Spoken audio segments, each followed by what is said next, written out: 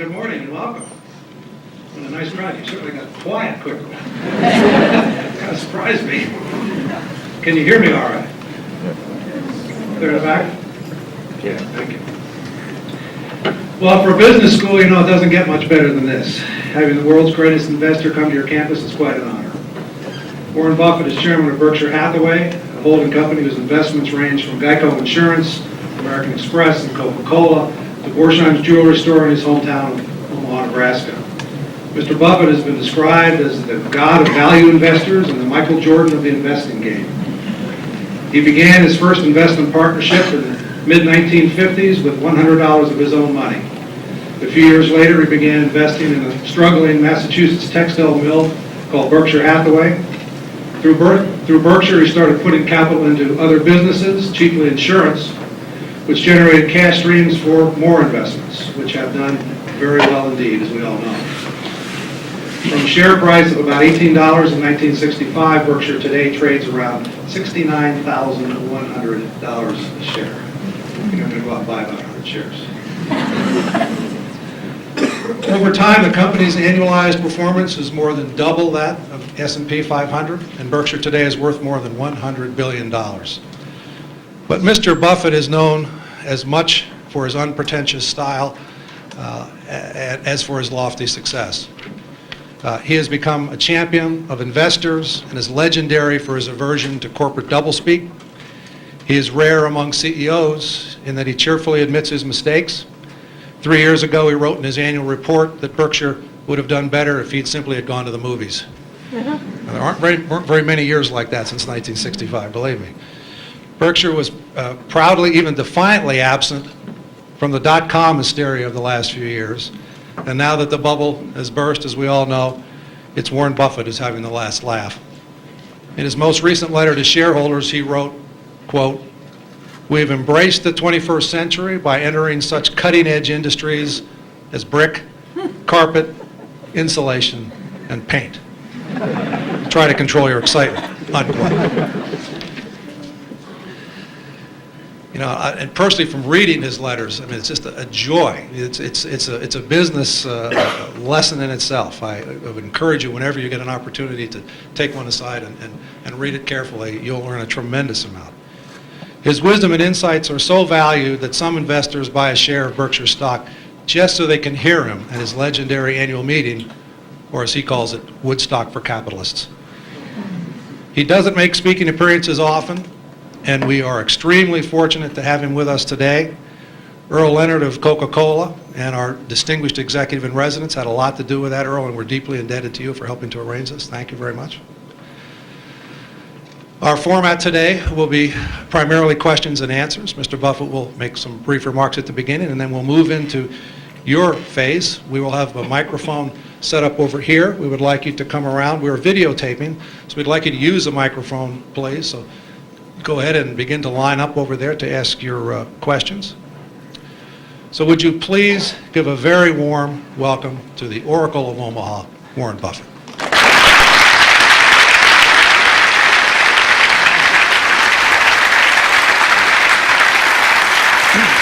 Your mic, so you can go anywhere you want. Yeah, right. Thank you. Testing. 1 million, 2 million. Great. Okay.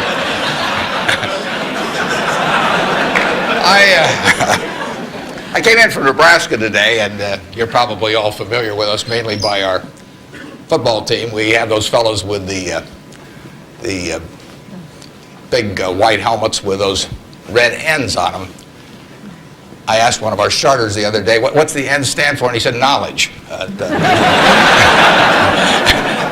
We make it tough on them, though. I mean, you don't coast through Nebraska just because you're a football player. They major in agricultural economics. And there's a two-question final for all of the players. And first question is, what did old MacDonald have? And they were giving that to one of our potential Heisman Trophy winners the other day, and he started to sweat. Finally, he brightened up. He said, farm. Professor, delighted, of course.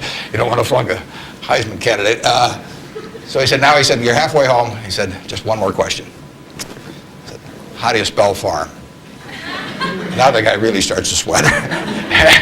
He looks at the ceiling and he looks around. Finally his face brightens up and he says, E-I-E-I-O. So watch for that guy this year. He'll be dynamite. I really want to talk about what's on your mind, so we're going to do a Q&A in a minute.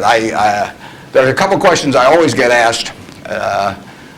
People always say, well, who should I go to work for when I get out? And I've got a very simple answer. We may elaborate more on this as we go along, but the real thing to do is to get going in for some institution or individual that you admire. I mean, it's crazy to take in between jobs just because they look good on your resume or because you get a little higher starting pay. I was up at Harvard a while back, and a very nice young guy picked me up at the airport, Harvard Business School attendee, and he said, look, I went to undergrad here, and then I worked for X and Y and Z, and now I've come here. And he said, I thought it would really round up my resume perfectly if I went to work now for a big management consulting firm. And I said, well, is that what you want to do? And he said, no, but he said, that's the perfect resume. And I said, well, when are you going to start doing what you like? And he said, well, I'll get to that someday. And I said, well, your plan sounds to me a lot like saving up sex for your old age. It just doesn't make a lot of sense. I told that same group, I said, go to work for whomever you admire the most. And I said, you can't get a bad result. You'll jump out of bed in the morning and you'll be having fun. And the dean called me up a couple of weeks later. He said, what'd you tell those kids? He said, they're all becoming self-employed. So you've got to temper that advice a little bit. Play one game a little bit with me for just a minute, and then we'll get to your questions. I'd like for the moment to have you, have you pretend I've made you a great offer, and I've told you that you could pick any one of your classmates, and you now know each other probably pretty well after being here for a while. You'd have 24 hours to think it over, and you can pick any one of your classmates, and you get 10% of their earnings for the rest of their lives. And I ask you, what goes through your mind in determining which one of those you would pick? You can't pick the one with the richest father. That doesn't count. I mean, you've got to do this on merit. But you probably wouldn't pick the person that gets the highest grades in the class. I mean, nothing wrong with getting the highest grades in the class, but that isn't going to be the quality that sets apart a big winner from the rest of the pack. Think about who you would pick and why. And I think you'll find when you get through, you'll pick some individual. You've all got the ability. You wouldn't be here otherwise. You've all got the energy. I mean, you've got, the initiative is here. The intelligence is here throughout the class. But some of you are going to be bigger winners than others. And it gets down to a bunch of qualities that, interestingly enough, are self-made. I mean, it's not how tall you are. It's not whether you can kick a football 60 yards. It's not whether you can run the 100-yard dash in 10 seconds. It's not whether you're the best-looking person in the room. It's a whole bunch of qualities that really come out of Ben Franklin or the Boy Scout code or whatever it may be. I mean, it's integrity, it's honesty, it's generosity, it's being willing to do more than your share. It's just all those qualities that are self-selected. And then if you look on the other side of the ledger, because there's always a catch to these, free gifts and genie jokes. So you also have to, and this is the fun part, you also have to sell short one of your classmates and pay 10% of what they do. So who do you think is going to do the worst in the class? This is way more fun. And think about it again. And again, it isn't the person with the lowest grades or anything of the sort. It's the person who just doesn't shape up in the character department. I mean, we look for three things when we hire people. We look for intelligence, we look for initiative or energy, and we look for integrity. And if they don't have the latter, the first two will kill you. Because if you're going to get somebody without integrity, you want them lazy and dumb. I mean, you don't want them smart and energetic. So it's that third quality, but everything about that quality is your choice. You can't change the way you are wired much, but you can change a lot of what you do with that wiring. And it's the habits that you generate now on those qualities, or those negative qualities. I mean, the person who always, claims credit for things they didn't do, that always cuts corners, that you can't count on. I mean, in the end, those are habit patterns. And the time to form the right habits is when you're your age. I mean, it doesn't do me much good to get golf lessons now. If I'd gotten golf lessons when I was your age, I might be a decent golfer. But someone once said the chains of habit are too light to be felt until they're too heavy to be broken. And I see that all the time. I see people with habit patterns that are self-destructive when they're 50 or 60, and they really can't change them. They're imprisoned by that. But you're not imprisoned by anything. So when you write down the qualities of that person that you'd like to buy 10% of, look at that list and ask yourself, is there anything on that list I couldn't do? And the answer is there won't be. And when you look at the person you sell short and you look at those qualities that you don't like, if you see any of those in yourself, egotism, whatever it may be, selfishness, you can get rid of that. I mean, that is not ordained. And if you follow that, and Ben Franklin did this, and my old boss Ben Graham did this at early ages in their young teens. Ben Graham looked around and he said, who do I admire? And he wanted to be admired himself, and he said, why do I admire these other people? And he said, if I admire them for these reasons, maybe other people will admire me if I behave in a similar manner. And he decided what kind of a person he wanted to be. And if you follow that, at the end, you'll be the person you want to buy 10% of. I mean, that's the goal in the end. And it's something that's achievable by everybody in this room. So that's the end of the sermon. Now let's talk about what's on your mind. And you can ask anything. The only thing I won't tell you is what we're buying or selling or about. I don't even tell myself that. I mean, I write it down, and then it's like the Coca-Cola formula. There's only 2 people can get into the trust department and find out what they are, and I don't know who the 2 are. So we don't talk about what we're buying or selling, but anything else is fair game. Personal, business, anything you'd like to talk about. And actually, the tougher the questions are, the more interesting it is for me. So don't spare my feelings. I mean, just throw at my head. And with that, let's. I guess we've got a microphone. Is this the only microphone, or is there one on this? This is the only microphone. Okay. Right here. To ask a question, you'll need to come down to this microphone. Just stand in line, and I'll be Regis Philbin, and you can. Yes. I have an old-fashioned belief that I should expect to make money in things that I understand. And when I say understand, I don't mean understand, what the product does or anything like that. I mean understand what the economics of the business are likely to look like 10 years from now or 20 years from now. I know, in general, what the economics of, say, Wrigley chewing gum will look like 10 years from now. The internet isn't going to change the way people chew gum. It isn't going to change which gum they chew. If you own the chewing gum market in a big way, and you've got Double Mint and Spearmint and Juicy Fruit, those brands will be there 10 years from now. So I can't pinpoint exactly what the numbers are going to look like on Wrigley, but I'm not going to be way off if I try to look forward on something like that. That evaluating that company is within what I call my circle of competence. I understand what they do, I understand the economics of it, I understand the competitive aspects of the business.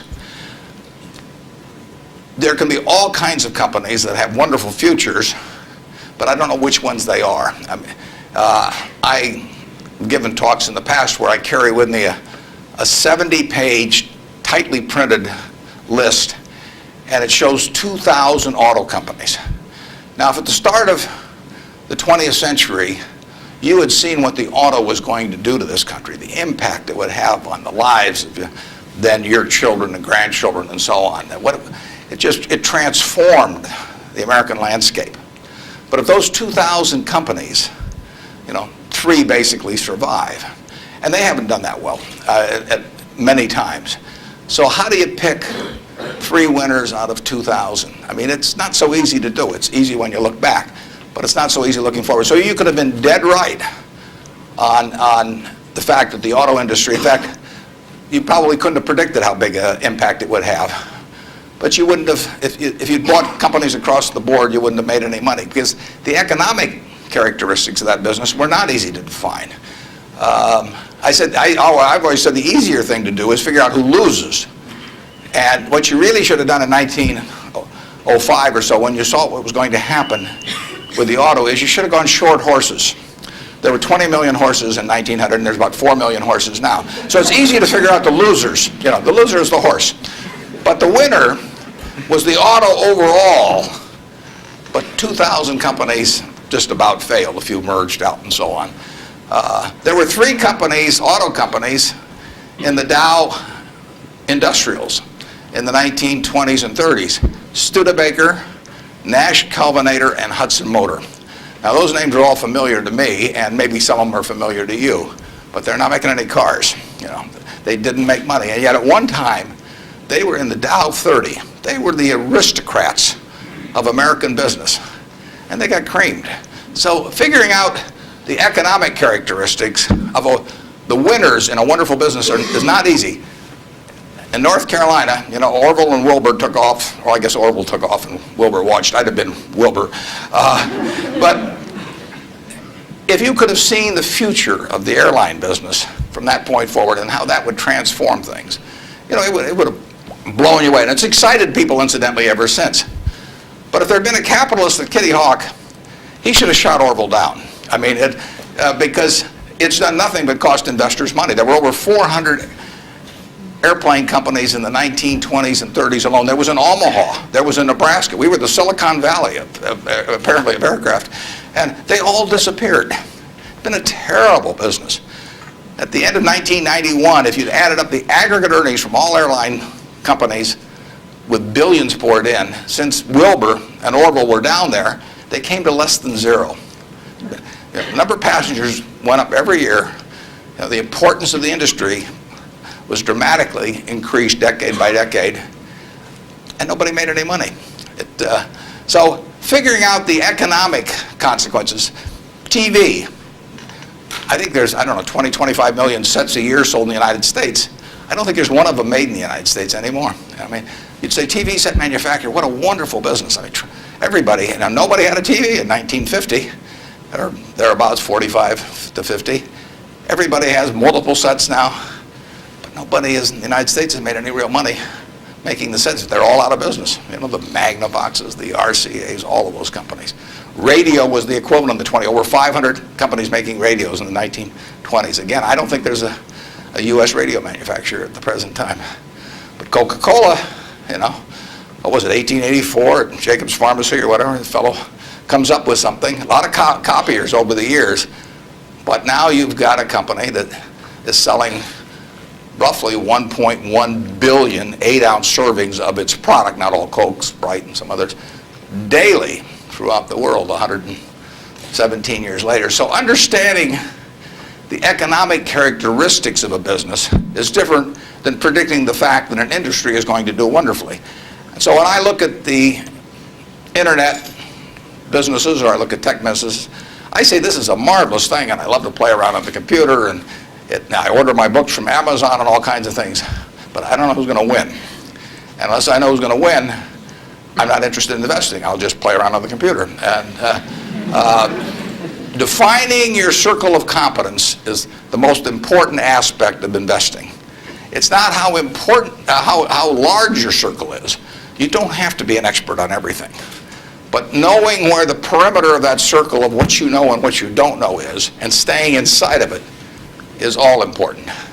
Tom Watson Sr., who started IBM, said in his book, he said, I'm no genius, he said, but I'm smart in spots, and I stay around those spots. And you know, that is the key. So if I understand a few things, and I stick in that arena, I'll do okay. And if I don't understand something, but I get all excited about it because my neighbors are talking about it, and the stocks are going up and everything, I start fooling around someplace else, eventually I'll get creamed, and I should. So now let's go over here. Hello, Mr. Buffett. I got 2 short questions. One is, how do you find intrinsic value in a company? Well, intrinsic value is what is the number that if you were all-knowing about the future and could predict all the cash that a business would give you between now and Judgment Day, discounted at the proper discount rate, that number is what the intrinsic value of a business is. In other words, the only reason for making an investment and laying out money now is to get more money later on, right? That's what investing is all about. Now, when you look at a stock, when you look at a bond, assuming it's the United States government bond, it's very easy to tell how much you're going to get back. It says it right on the bond. It says when you get the interest payments, it says when you get the principal. So it's very easy to figure out the value of a bond. It can change tomorrow if interest rates change, but the cash flows are printed on the bond. The cash flows aren't printed on a stock certificate. That's the job of the analyst, is to print out, change that stock certificate, which represents an interest in the business, and change that into a bond and say, this is what I think it's going to pay out in the future. When we buy, some new machine for Shaw to make carpet, that's what we're thinking about, obviously, and you all learn that in business school. But it's the same thing for a big business. If you buy Coca-Cola today, the company is selling for about $110 to $15 billion in the market. The question is, if you had 110 or 15 billion, you wouldn't be listening to me, but I'd be listening to you incidentally. But the question is, would you lay it out today to get what the Coca-Cola company is going to deliver to you over the next 200 or 300 years? The discount rate doesn't make much difference as you get further out. And that is a question of how much cash they're going to give you. It isn't a question of, it isn't a question of how many analysts are going to recommend it or what the volume in the stock is or what the chart looks like or anything. It's a question of how much cash it's going to give you. That's the only reason. It's true if you're buying a farm. It's true if you're buying an apartment house. Any financial asset. Oil in the ground, you're laying out cash now to get more cash back later on. And the question is how much are you going to get, when are you going to get it, and how sure are you? And when I calculate intrinsic value of a business, when we buy businesses, and whether we're buying all of a business or a little piece of a business, I always think we're buying the whole business because that's my approach to it. I look at it and say, what will come out of this business and when? And what you really like, of course, is them to be able to use the money they earn and earn higher returns on it as you go along. I mean, Berkshire has never distributed anything to its shareholders, but its ability to distribute goes up as the value of the businesses we own increases. We can compound it internally, but the real question is, Berkshire selling for, we'll say, 105 or so billion now. What can we distribute from that 100? If you're going to buy the whole company for 105 billion now, can we distribute enough cash to you soon enough to make it sensible at present interest rates to lay out that cash now? And that's what it gets down to. And if you can't answer that question, you can't buy the stock. You can gamble in the stock if you want to, or your neighbors can buy it. But if you don't answer that question, and I can't answer that for internet companies, for example. There are a lot of companies, there are all kinds of companies I can't answer it for, but I just stay away from those. Number two. So you got formulas involved in finding intrinsic values on certain companies. I mean, you've got a mathematical system set up. Discounted present value of future cash, yeah. Okay. Second short question is, why haven't you written down your set of formulas or your strategies in written form so you can share it with everyone else? Well, I think I actually have written about that. If you read the annual reports over the recent years, in fact, the most recent annual report, I use what I've just been talking about. I use the illustration of Aesop. Because here Aesop was in 600 BC. Smart man, wasn't smart enough to know it was 600 BC, though. I mean, would take a little foresight. But Aesop, in between tortoises and hares and all these other things, he found time to write about, birds. And he said, a bird in the hand is worth two in the bush. Now, that isn't quite complete, because the question is, how sure are you that there are two in the bush? And how long do you have to wait to get them out? Now, he probably knew that, but he just didn't have time because he had all these other proverbs to write and had to get on with it. But he was halfway there in 600 BC. That's all there is to investing, is how many birds are in the bush, when are you going to get them out, and how sure are you? Now, if interest rates are 15%, roughly, you've got to get two birds out of the bush in 5 years to equal the bird in the hand. But if interest rates are 3%, and you can get two birds out in 20 years, it still makes sense to give up the bird in the hand, because it all gets back to discounting against an interest rate. Problem is, often you don't know, not only how many birds are in the bush, but in the case of the internet companies, there weren't any birds in the bush. But but they still take the bird that you give them from the hand. But I actually have written about this sort of thing, and stealing heavily from Aesop, who wrote it some 2,600 years ago, but I've been behind on my reading. Yeah. Good morning. I know you're famed for your success, but I was curious if there were any particular moments in your life that, or mistakes or failures that you've made that were particularly memorable, what you may have learned from them, and if you had any particular advice for the students here in dealing with discouraging circumstances. Yeah, I've made a lot of mistakes. Biggest mistake, well, not the biggest, necessarily the biggest, but buying Berkshire Hathaway itself was a mistake, because Berkshire was a lousy textile business, and I bought it very cheap.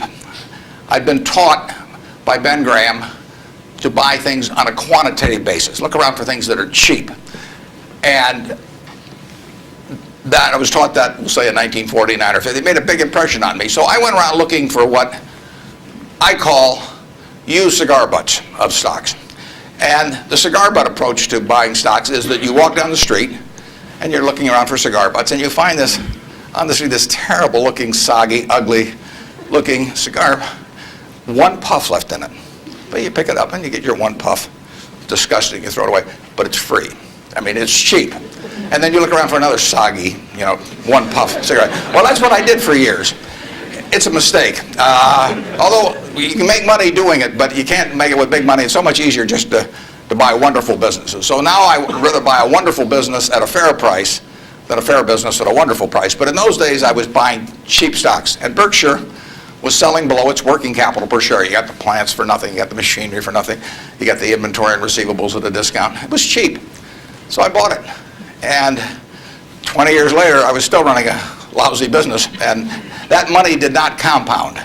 You really want to be in a wonderful business, because the time is the friend of the wonderful business. You keep compounding, it keeps doing more business, and you keep making more money. Time is the enemy of the lousy business. I could have sold Berkshire, perhaps liquidated it, and made a quick little profit, one puff. But staying with those kind of businesses is a big mistake. So you might say I learned something out of that mistake, and I would have been way better off taking what I did with Berkshire is I kept buying better businesses. I started an insurance business, See's Candy, the Buffalo, all kinds of things. I would have been way better doing that with a brand new little entity that I'd set up rather than using Berkshire as the platform. Now I've had a lot of fun out of it. I mean, everything in life seems to turn out for the better, so I don't have any complaints about that, but it was a dumb thing to do. I went into U.S. Air. I bought a preferred stock in 1989. As soon as my check cleared, the company went into the red and never got out. I mean, it was really dumb. I mean, I've got an 800 number I call now whenever I think about buying an airline stock. I call them up any hour that, fortunately, I can call them at 3 in the morning, and I just dial and I say, my name's Warren, I'm an aeroholic, and I'm thinking about buying this thing, and then they talk me down. I mean, it takes hours sometimes, but it's worth it, believe me. If you ever think about that buying an airline stock, call me and I'll give you the 800 number, because you don't want to do it. But we got lucky in terms of how we eventually came out on it. But it was a dumb decision, all mine. And I've done biggest in terms of opportunity cost, eventual costs. I bought half interest in a Sinclair filling station when I was about 20 with a guy I was in the National Guard with, and I had about $10,000 then, and I put $2,000 in, and I lost it all. So that was 20%, and that means that the opportunity cost is now $6 billion of that filling station, which is a big price to pay for, getting to wipe a few windows and a few windshields and things like that. So actually, I like it when Berkshire goes down, because it reduced the cost of that mistake on an opportunity cost. But the biggest mistakes we've made by far, biggest mistakes I've made by far are mistakes of omission and not commission. I mean, it's the things I knew enough to do, they were within my circle of competence, and I was sucking my thumb. And that is really, those are the ones that hurt. They don't show up anyplace. I probably cost Berkshire at least $5 billion, for example, by sucking my thumb 20 years ago, or close to it, when Fannie Mae was having some troubles, and we could have bought the whole company for practically nothing. And I don't worry about that if it's Microsoft because I don't know it. Because Microsoft isn't in my circle of competence. And so I don't have any reason to think I'm entitled to make money out of Microsoft or out of cocoa beans or whatever. But I did know enough to understand Fannie Mae, and I blew it. And that never shows up under conventional accounting.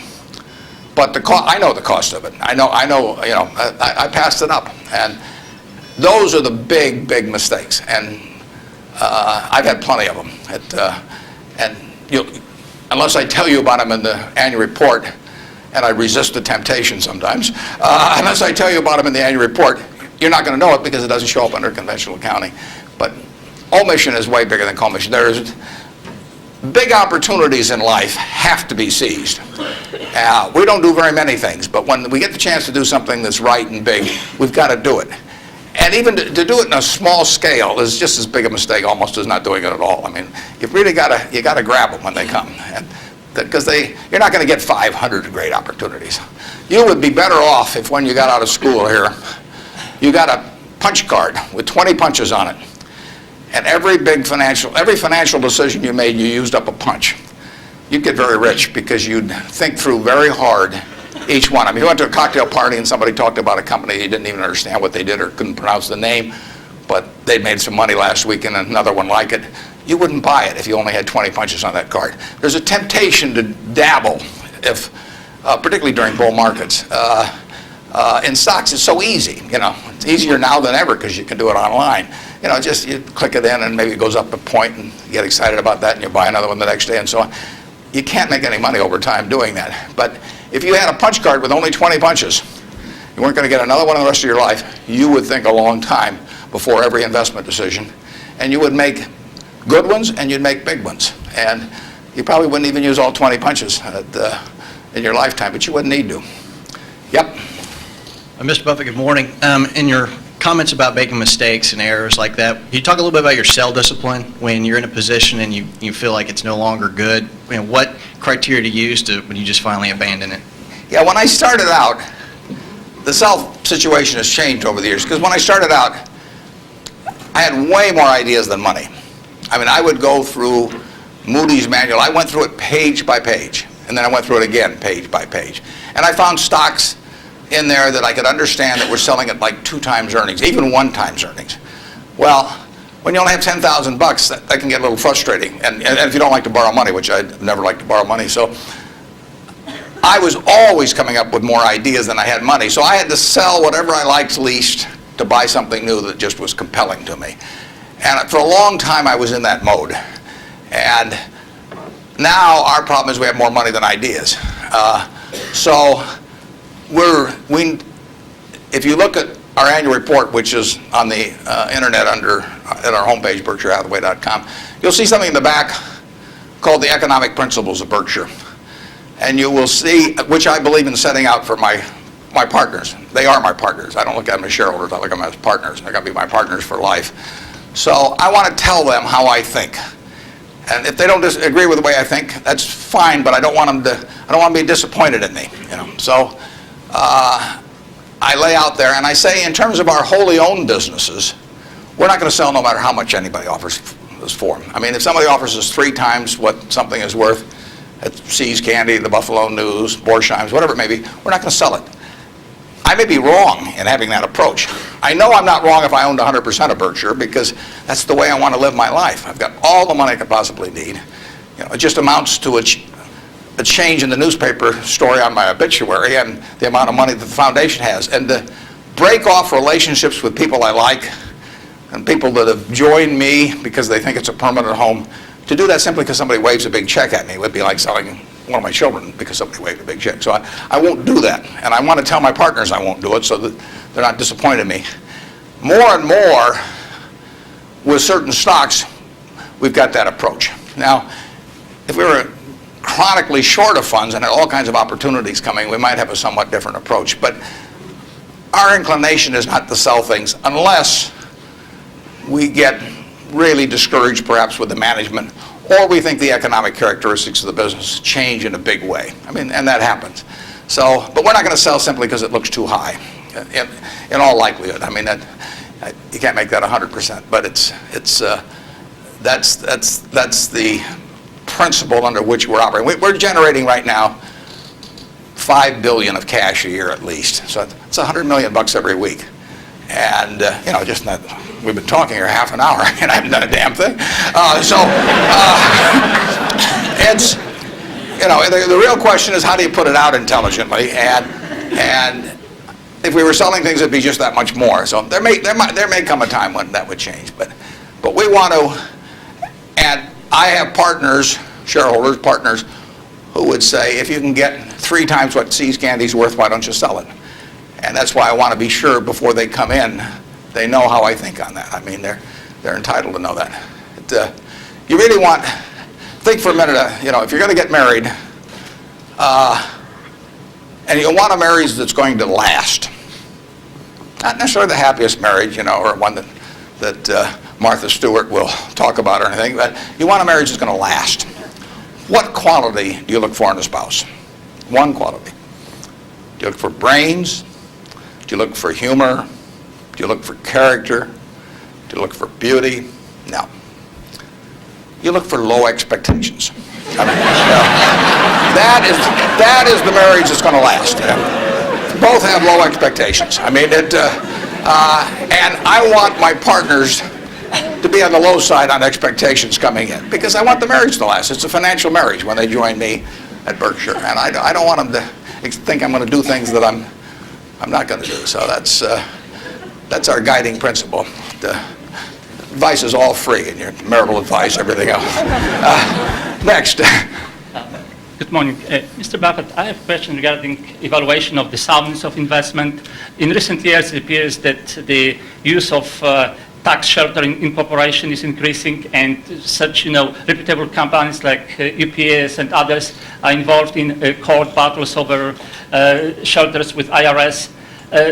As we know, most of these transactions are fairly artificial, but yet there is a profit there. From the investor perspective, do you think it's beneficial for investor that the company that they invest are involved in those shelters? And if so, do you think it would be helpful if those transactions are disclosed in statements, meaning the notes to statements?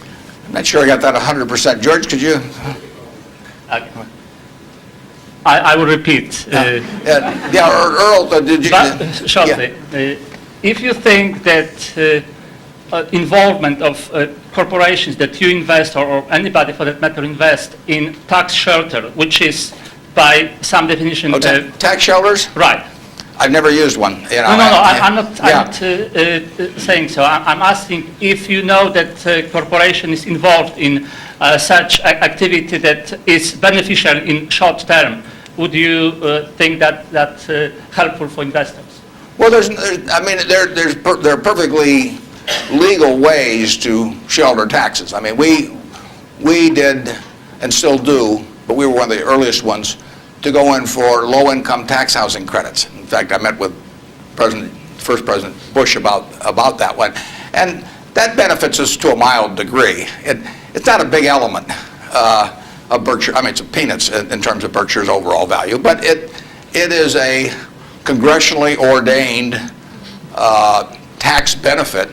I wouldn't call it exactly a shelter. It's a tax benefit that Congress has decided they're willing to offer businesses, and because they think it's the best way to generate low-income housing. So we participate in something, but it's not a big factor in what we do. And but there's nothing wrong with that. And then if you get into tax evasion, I mean, that's a whole different game. At that point, they ought to go to jail. But certain businesses, some insurance companies are reincorporated in Bermuda, and you can save a lot of taxes. You have to meet certain other tests, which we wouldn't want to meet. But if we were willing to meet those other tests, there's nothing illegal or immoral about us moving to Bermuda. We're not going to do it. And but if the restrictions weren't there, I mean, the tax code is the rule book, and you follow the rule book. I think some of the things people do in terms of bending that rule book get very close to fraud, and sometimes cross the line into fraud. And when they do, I think they ought to be prosecuted. But that's another game. And Incidentally, there has been more pushing on that, I would say, in the last 5 years, and certainly was my experience earlier. And there are more,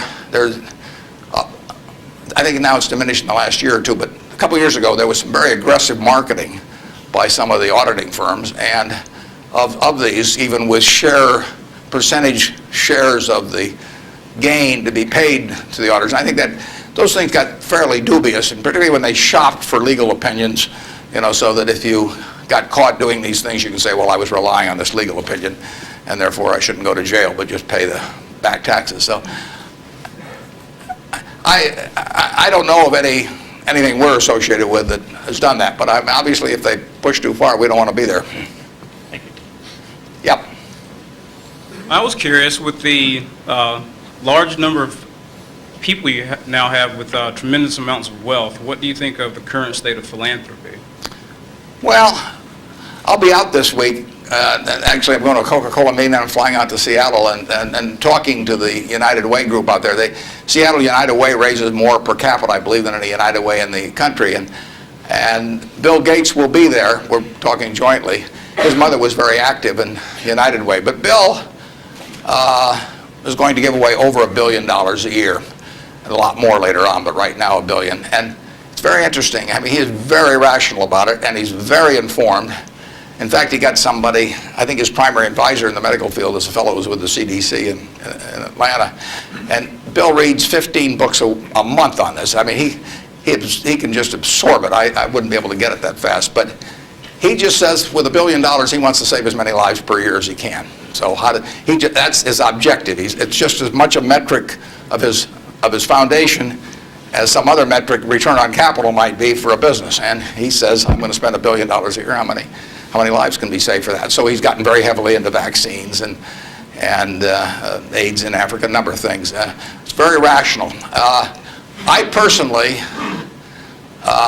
think all of my 99-point-something% of my net worth will go to a foundation after the latter of my wife and I die. I mean, it's all going to go to a foundation. As far as I'm concerned, I got it from society. It's going to go to society. I've written a letter to my trustees, and I've got very few trustees. If you got a whole bunch of trustees, in my view, they just homogenize themselves down to sort of a lowest common denominator, because you get 30 people in a room, and prestigious people, but they'll all have their particular alma mater, and they'll all have their particular hospital, and it'll become a big trade-off game. It'll be a little like Congress. So I have very few people, and I don't give them anything specific, because I tell them their judgment above ground will be better than my instructions from 6 feet underground. So I don't like to think that, but it's true. So I tell them, look, the society are the ones that don't have a natural funding constituency or are just damned intractable and very difficult to solve. So I tell them I am not going to haunt them at all if they spend big money on some terribly important problem and they fail, because they're taking on tough problems. When I buy businesses, I'm buying easy businesses. But the reason the big problems of society are big problems is that they're damn tough to solve. So they're swinging at bad pitches. I'm swinging at easy pitches in business, but they have to swing at bad pitches. But I tell them I want them to try and do it. And if they fail, it doesn't bother me at all. I tell them if they give $1 million here and $1 million there and $1 million there, they're not going to sleep, because I'm going to be haunting them. I'm going to come back every night.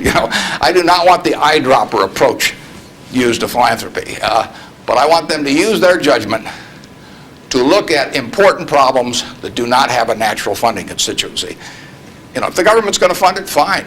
They should be funding important problems, but we won't need to do it. The role of private philanthropy, in my opinion, is to fund things that don't have the natural constituency, and that's what Bill's doing. There aren't a bunch of people around that you can make an emotional appeal to make vaccines available to millions and millions of kids around the world. It doesn't tug at anybody's heartstrings. You can't name buildings after them. It just isn't the sort of thing that you can raise money for on an emotional basis. And there's nothing wrong with raising money on an emotional basis. But that is a problem that won't get solved by a funding constituent that's responding to that. But Bill is responding to what in his mind is the important thing, which is saving lives, and he doesn't care whether he gets his name on a building, or whether anything happens, or whether anybody knows about it. I mean, he gets publicity just because of the scale he's on, but he doesn't care about that, I can promise you that. So that's my philosophy, is that I got this money not because I'm a superior human being, not because I've done more for society than other people. I was wired the right way to be dropped into the United States at this particular time. I mean, it's a huge capitalistic society, and I'm wired, no credit to me, but I just was born that way, so that I'm better at asset allocation than other people to some degree. Just like other people are better at all kinds of other things. And I was with 2 teachers out at Sun Valley that are doing more for society than I am, and this market system does nothing for them. Market system does all kinds of things for me. Gates says if I'd been born 5,000 years ago, I'd have been some animal's lunch, because I can't run very fast, and I can't climb trees. I mean, and I could tell that animal was chasing me, wait till you see how I could allocate assets, But it wouldn't have made any difference. So here I am, I'm born now, just very, very lucky. And the odds when I was born in 1930, the odds were 50 to 1 against me being born in the United States. That's a terrible set of odds to face. And yet I was dropped down here, And if I'd been dropped down in Peru or someplace or China, I mean, I wouldn't have had a chance. So society is what does it for you. And it should go back, in my view, it should go back to society. If you've been lucky enough to be dropped into a society where your particular wiring pays off big, that's just luck. And there's nothing wrong with being lucky. I don't feel guilty about it or anything else, but I also don't feel that, I feel I have a lot of fun doing what I do, but I feel the money should go back into society, and it should go back as intelligently as it can. And the best way to do it intelligently is to have high-grade and intelligent people administering it at the time. And you don't know the problems that are going to be out there 10 years from now, or 20 years from now, or 30 years from now. But I do know if I've got a small number of high-grade, smart people, and high-grade is more important. If you gave me 20 extra points of IQ, but cheated a little on the high grade, I wouldn't take it, because they got to be. There's so many chances to do things in a petty way, or to try to. I mean, people get subverted in their own minds to their own interests rather than the interests of the institution. So I really want super high-grade people doing it, and I've got them. And I think the money might do a lot of good, it may do no good, but it'll be operating in fields where if it does some good, that good probably wouldn't have been done otherwise. Yep. I was just wondering, there's a lot of differences between the recent boom and bust in the stock market and the one in the 1920s. But there's also a lot of similarities, and those similarities are allowing people to draw the conclusion that stock prices will be depressed for some time to come. Where do you disagree and agree with that conclusion? Well, the whole century is quite interesting. If you take the 20th century, it was an unbelievable century for the United States. The GDP per capita, and that's the way to think of it, as per capita. Sometimes they talk about our GDP versus Europe's, but if their population's the same every year and ours goes up 1%, you've got to, in the end, you got to have a divisor as well as a numerator. And so GDP per capita in the 20th century in the United States went up 610%. Actually, qualitatively, it went up far more than that, because you can't really measure certain things in medicine or whatever it may be, and improvements. But just on a quantitative basis, it went up every single decade, including the decade of the 30s. So here you had 100 years when basically the U.S. citizenry was improving their lot decade by decade by decade. The 30s, it was up 13%. Best decade was World War II. The 40s, it's up 36%. The worst decade was the First World War. So you get sometimes you can get in trouble on analogies. But in any event, it was a huge period. Interestingly enough, there were 6 big periods in there for the stock market in both directions. There were 3 big bull markets. From 1900 to 1921, the Dow went from 66 to 71, less than a 10% move in 20 years, less than 0.5% a year. You got dividends too, but 0.5%. So it didn't move. From 21 to 29, as you point out, it went it went from 71 to a high of 381 in September of 1929. Went up 500%. Well, obviously, the well-being of the country didn't go up 500% during that period. And the well-being of the country went up a whole lot more than 10% during that first 21 years. So you got this very uneven development. Then from September of 1929 until the end of 1948, the Dow went from 381 to about 180. It was cut in half. And that was 18 long years. And yet the per capita GDP was moving right up during this whole period. So the economy was doing fine. From 48 to 65, the Dow went again from about 180 up to close to 1,000. Again, 5 for 1, which was far outstripping it.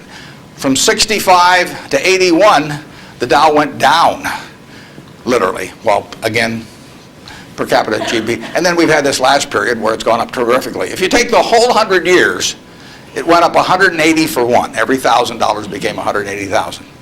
But 43 and 3/4 years were those 3 big, huge bull markets, and 56 and a quarter years were periods of stagnation. All in an economy that was doing fine, year after year after year. 56 and a quarter years, net, the Dow was down a couple hundred points during that period, and the other 43 and 3/4 years made up the rest of this move from 66 to 11,000 some on the Dow. So you say to yourself, how could it be that you could have a country that was doing better and better and better and better? Citizens were living, every generation was living better than the one that preceded it. But you had these huge changes, big gains a few times, long periods of stagnation. 20 years, I mean, that's a long time to do nothing.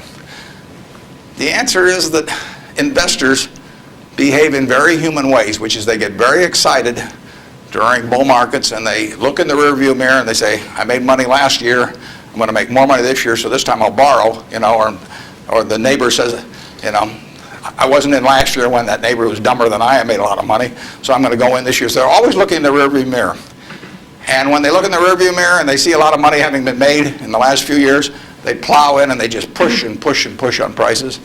And when they look in the rearview mirror and they see no money having been made, they just say this is a lousy place to be. So they don't care what's going on in the underlying business. And it's astounding, but that makes for huge opportunity, just huge opportunity. I mean, I've lived through roughly half, in an investing sense, about half that period. And I've had that long period of stagnation from 65 to 82, 17 years. I wrote an article for Forbes in 1979. I just said, how can this be? Pension funds in 1970 put 100 and some % of their new money in stock because they were wild about stocks. Then they got a lot cheaper and they put a record low in, 9% of their net new money in 1978 when stocks were way cheaper. People behave very peculiarly in terms of the reactions because they're human beings and they get excited when others get excited, they get greedy when others get greedy, they get fearful when others get fearful, and they'll continue to do so. And you will see things you won't believe in your lifetime and securities markets. And the country will do very well over time, but you will see these huge waves. And if you can stay objective throughout that, if you can detach yourself temperamentally from the crowd, you get very rich. And you won't have to be very bright. I mean, I'm sure you are, but it doesn't take brains. It takes temperament. It takes the ability to sit there and look at something. When I started out in 1950, I would go through and find things at 2 times earnings, and they were perfectly decent businesses, and people wanted jobs at those companies, and everybody knew they were going to be around, and they wouldn't buy them at 2 times earnings, and that's when interest rates were 2.5%. I started selling securities when I was 21, and a Kansas City life insurance company happened to be a fairly prominent company in Omaha, and the policies they sold you, if you were buying life insurance from them, had a built-in assumption of 2% interest. The stock of Kansas City Life was selling at less than 3 times earnings. You were getting 35% if you bought the stock. No question about the soundness of the company. I went to the local agent.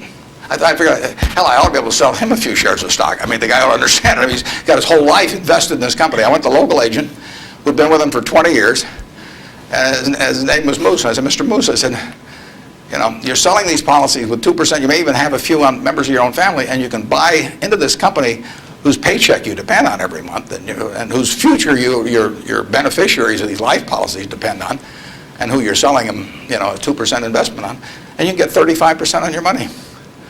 And he said, you know, stocks aren't any good.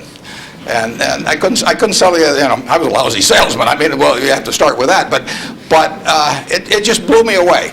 It blew me away. I thought, sometimes I used to wonder if I was nuts, you know, but those things, the same thing happened. I mean, in 1964, the Dow closed at 864. At the end of 1981, 17 years later, it closed at 865. It moved 1 point in 17 years. Now, that's not a big move. And that, you can't believe how discouraged people were during that period. But, you know, people were living better. So things can go on a long time that don't make sense. But they do come to an end. I mean, the internet thing, I mean, you had these companies selling for many billions of dollars that had practically no prospects of making any money. That's a bubble. But Herb Stein one time said, anything that can't go on forever will end. Now, that seems pretty, but think about that. And particularly think about it next time you're inclined to do something just because the stock's gone up a whole lot, you know, and your neighbor's made money or something. You've got to be, you just have to sit and think objectively and think about, would I buy this whole business? If it's an internet company that's got 100 million shares out and selling at 100, that's $10 billion. Is it worth $10 billion? If it's worth $10 billion, it's got to be able to give you, you know, 700 or 800 million next year. And if it doesn't give you 700 or 800 million next year, it has to give you maybe 10% more than that the year after and continue to. There aren't a lot of businesses that can do that. And people just go crazy. And of course, it's fun. I mean, it's like that sign they put in brokerage offices that says, avoid hangovers, stay drunk. You know, I mean, it's just so much fun to keep playing. But you got to do sensible things to get good results. Yeah. Next. Well, we got 3 people standing there, so let's do the 3 that are standing there. Okay. Good morning, sir. Hi. Hi. I was wondering what your opinion is of the Federal Reserve and their actions taken recently. Do you feel they've done enough to boost the economy? Yeah, well, I'm a fan of Alan Greenspan's over time. I've known him for a long, long time. We were on a board together at Cap Cities, and Alan is a very, very smart guy. He is motivated, in my opinion, entirely by what is good for the United States, the people of the United States. And so you couldn't have a better person in there. And the problem he may have is that because his tenure in office has been associated with this incredible bull market, that even though he wouldn't have claimed credit for it, that people might associate it because of the importance of the Fed generally. They might associate with him, so they may, if things don't work out so well, they may blame him as well. But I think his policy has generally been very good. You have to understand one thing about the Fed is that it's not as powerful as the mystique would make it. Its brake is better than its gas pedal.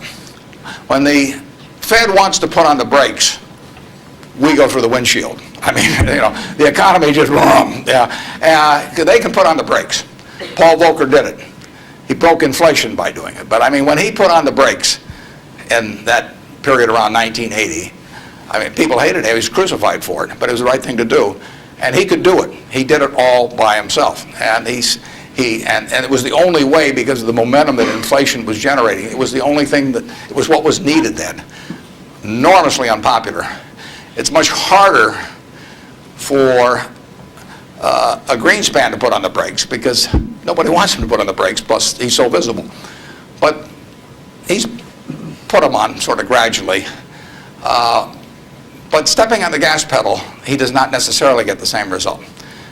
It may help, but there are 1,000 other variables operating.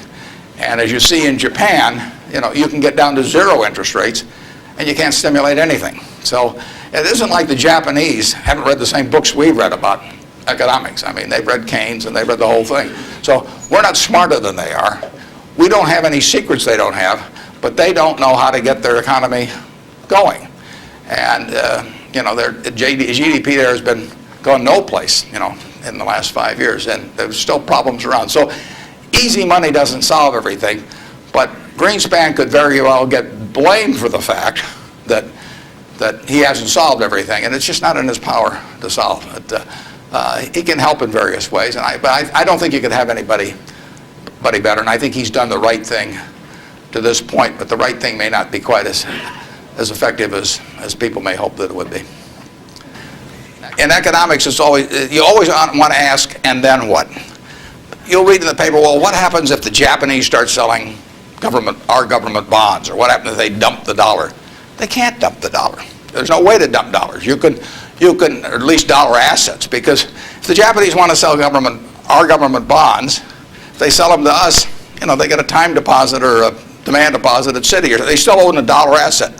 If they sell them to the French, they may get some assets from the French, but now the French have it. I mean, the only way you can reduce foreign investment in the United States is to change it around so they're consuming more than we're consuming from them. I mean, when we buy a television set from Japan, if we buy more television sets from them than they buy equivalent consumables from us, the exchange, what balances things is we give them some investment type asset, whether it's cash or a U.S. government bond or our stocks or our movie studios or our real estate or different things.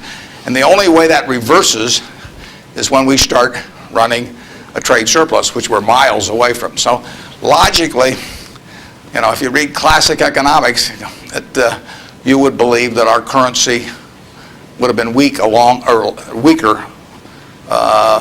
over the recent years, and that it would be weak now. But there are other things operating, and that's one of the problems about economics, is there's never just one variable. There's usually hundreds of variables, and they operate with different impact at different times. I mean, it's not like a physics formula. I mean, well, I guess it would be if you got into the Heisenberg principle or something like that. But the formula has a lot of the same variables year after year, but the relative importance of those variables and how they interact with each other is never exactly the same. And that's what we find out, the Japanese find out, everybody finds out. And foreign currency, or the value of our dollar and currency rates, are defying what you would expect based on history. But as somebody said, if history were a perfect guide, the Forbes 400 would all be librarians. They just go and look it up in the books, and they'd always know all the answers. But history doesn't repeat itself, as Mark Twain said. History doesn't repeat itself, but it rhymes. I mean, things come back, but they don't quite come back in the same form. And we'll understand all this perfectly in a few more years, why the dollar's behaved the way it has. But I think it would be useful net for the U.S. if the dollar were less strong. Yes, Mr. Buffett, thanks for taking my question. My question pertains to small business, and my family's been in the truckload sector of transportation for about 50 years. And as you talked about the airline industry and all the mergers and acquisitions and things going on, and a lot of the smaller players being tossed out of the market, what do you see for people that, like in this room, for students that want to start a small business, and maybe they want to start in a business that is somewhat of a commodity type business, but as businesses, the large corporations get larger and their efficiencies increase, how can a small business compete with these people? Yeah, in many areas, small businesses have an advantage. In other businesses, scale has a huge advantage. And I mean, you don't want to be a tiny carbon steel producer. On the other hand, when mini mills came along and learned how to use scrap more effectively than the older methods of making steel, they actually had an advantage. So scale is a huge advantage in some businesses. It's, the largest airlines haven't won. Southwest Airlines has won, starting with, just a few planes flying down there between Houston and Dallas. And they have become bigger, but their ambition hasn't been to be the biggest. And, they probably buy their fuel just as cheap as United, and they probably bought it, when they're a lot smaller. Walmart is a classic example. I mean, who would have thought 25 years ago, 30 years ago, I mean, here was Sears with a 100-story plus building in Chicago, had access to money far cheaper than Sam Walton. I mean, Sam Walton's credit was not as good as Sears. Every supplier wanted to do business with Sears. Nobody had ever heard of Sam. Every real estate developer who was developing a new shopping center went first to Sears, and Sam got the short end. So here's a guy starting in Bentonville, Arkansas, and he kills them. over time. Just plain kills them. And disadvantage in buying, disadvantage in borrowing, disadvantage in real estate. Advantage, Sam Walton, and his ability to inspire, in the end, hundreds of thousands of people to be enthusiastic about going to work and doing the right things over time. So I would be just as optimistic about small business generally. Now, there's certain areas where scale is just plain important. But I see no disadvantage. We intentionally at Berkshire, we have 112,000 employees, more in Georgia than in any other state in the union, incidentally. We employ a lot up near Dalton, and we employ a lot of people in Macon at Geico. And we intentionally, with our 112,000 employees, we probably have, I don't know how many business units, but lots. And we only have 13.8 people at headquarters. I'm not the 0.8, incidentally. I resent it when people think that. I'm a full, but we have one woman that works 4 days a week. And that's all we have at headquarters, 112,000 people, 105 billion a market cap. But we intentionally keep our units small. We think, we want them to have the nimbleness, the responsiveness to the customer particularly, that will turn them, that essentially will more than offset anything that the scale of having maybe a little more purchasing power or something will develop. We own a home furnishings business in Utah, run by a fellow named Bill Child. He was featured in Fortune about one issue ago. The cover story was God in Business. Bill was the #1 illustration. Bill took that business from his father-in-law when it was doing $250,000 a year, and he now has over half the business in Utah in his field, about close to $400 million. He built it by thinking about the customer. And the truth was, he was competing with Sears, he was competing with Levitt's, was a huge furniture retailer in the past. He was competing with everybody. But all he thought about from the moment he got up in the morning was, how do I take care of my customer? And that wins. We have a business in Omaha, some of you may have heard of. It's the largest home furnishing store in the world. In Omaha, which only has a SMSA of 650,000 people. It's on 72 acres. It does $325 million in one location, which happens to be $500 for every man, woman, and child in the SMSA, but it draws from beyond that. That business comes about, or has resulted, from an investment of $500 in 1937 by a woman who walked out of Russia in 1921. She walked out, got on a peanut boat, landed in Seattle with a tag around her neck. She couldn't speak one word of English. The American Red Cross looked at the tag. It said Fort Dodge, Iowa. They got her to Fort Dodge, Iowa. She couldn't pick up the language. She was there 2 years. She said she felt like a dummy. So she came to Omaha because there were other Russian Jews there, and she'd at least have somebody to talk to. Her little girl started school, Frances. Frances would come home at night and teach her mother the words she learned in school that day. That's how this woman, Rose Blumpkin, learned the English language, but from her daughter from kindergarten on, teaching her the words. She brought 7 siblings over from Russia, one at a time, $50 every time she saved $50. She sold used clothing and other works. She got her 7 siblings over, her mother and father, and by 1937, 16 years after she got here, she saved $500. She got on a train, went to Chicago, to the American Furniture Mart, which was this huge, impressive thing. She was smart as hell, but she thought like a peasant in a way, and she saw this building and she decided to name her company the Nebraska Furniture Mart. She went in and bought $500 worth of, she bought about $2,000 worth of merchandise. All the way back to Omaha, she worried because she thought, I owe $1,500, and she only had a $500 equity. So she got to Omaha. She took the bed, the sofa, the refrigerator out of her own home to sell fast so she could get the money so she could pay on time. She took that business and built it from that start. No one would sell to her. She went into court 4 times because the carpet manufacturers tried to keep her from selling at a discount, and she went into court and told the judge, because she figured out ways to buy this stuff in various nefarious ways from had other people buy it for her, and she said, look, I pay $3 a yard for this carpet. Brandeis sells it for $6.98. She says, I sell it for $3.98. Just tell me, Judge, how much you want me to rob people. She defended herself. Papers wrote it up. The judge bought carpet from her the next day. I mean, it was marvelous. Brandeis isn't selling anymore. They were the huge department store in Omaha. She put everybody out of business. And the punchline, she worked till she was 103. She sold me the business when she was 89. And she didn't have an audit. I went out to see her one afternoon. I took a check out with me because I knew she wanted to do something. And I said, Mrs. B, here's the money. I said, I don't need an audit. Just tell me whether you owe any money. She said, I've never owed any money since I owed those guys back in 1937. And she said, it's all free and clear. She'd never seen a balance sheet. She didn't know what accounting terms meant, but she understood the nature of the business. And I told her, I said, I'd rather have your word, than an audit from every one of the big 6 or big 8 or whatever there were, the number at the time of the top auditing firms. And she worked till she was 103. She died at 104. She had 3 siblings at her funeral. I mean, those are some genes. Her son works there now. He's 82 or 3, and the 3 sisters are all alive. But the punchline is, she couldn't read or write. This woman could not read or write. If you told her this room was 68 feet by 43, she would tell you how many square yards it was like that. She never went to school a day in her life. She would tell you how much that was at $5.98 a yard. She'd add the tax. She'd knock off something because she liked your looks.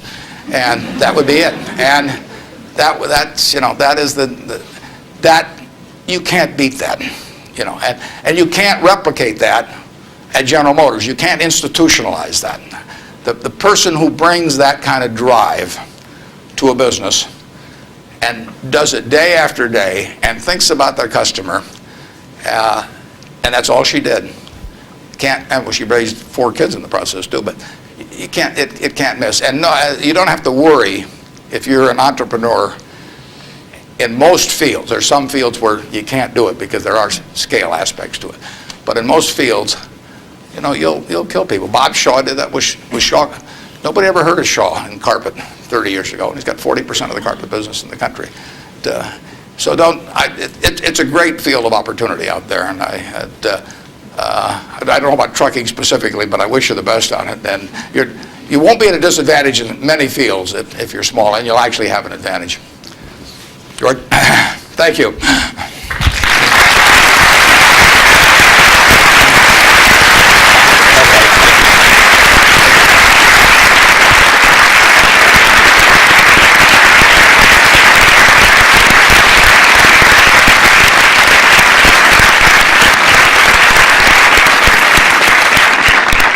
Mr. Buffett, thank you very much for sharing your wisdom and your ideas and your wonderful stories with us today. We are truly honored and pleased that we've had this opportunity to get to know you a little bit better. I'd like to thank a couple people before we conclude for helping with the logistics. Associate Dean Bob Gatewood, our Director of Alumni Relations, Marie Garrison. Thank both of you. David Dodson, our Director of Communications. There's a lot of work and effort went into this, and I thank all of you for all that you've done. And Earl, again, thank you for helping make this possible. Mr. Buffett, we have a parting gift for you, but it needs to be placed into context before we show you what it is. In your most recent newsletter to your annual report to the shareholders, you discussed some of the things that you look for in making acquisitions, and one of the things you talked about was owners. You look for owners who care who they sell to, and that was important to you. I'd like to quote from your report. When a business masterpiece has been created by a lifetime or several lifetimes of unstinting care and exceptional talent, it should be important to the owner what corporation is entrusted to carry on its history. A little bit further down you say, how much better it is for the painter of a business Rembrandt to personally select its permanent home than to have a trust officer or uninterested heirs auction it off. Well, we believe that many of these words apply to you as well. You too have created a business masterpiece. You too have created a Rembrandt. What we have today is a lighthearted portrait, a lighthearted characterization that we hope captures some of the business milestones in your career, and we hope also captures some of that quick-witted humor that you demonstrated today. It was painted by a good friend of ours and a well-known artist, lives here locally, Alan Campbell. Alan is with us, and he will help unveil it today. Alan, please come down. Now, when he unveils this, please understand that you're not going to be able to see the detail of this from where you're sitting, but we would invite you to come down and walk past it as you leave today. Alan. If you're going to speak, come over to the microphone, please.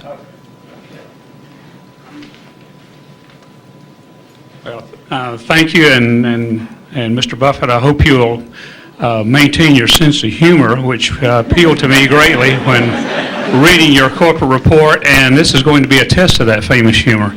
But it's intended to be a portrait both of you and of your company and of your values.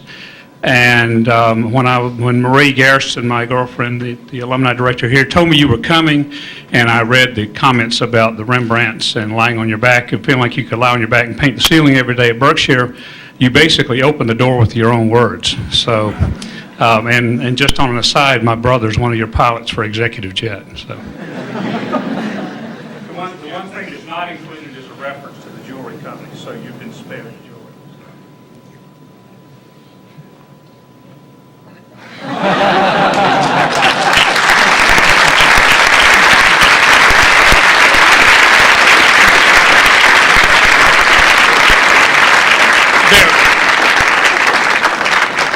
This is based on a very famous Rembrandt self-portrait, if anybody's information. Mr. Buffett will sign autographs. If you've got books with you you'd like him to sign, we'll set up a table down front here as for the next 15 or 20 minutes. If you'd like to take a picture, if you've got a camera with you, please come on up. Don't hesitate. And thank you all for coming and participating today. It was a wonderful event. Thank you very much.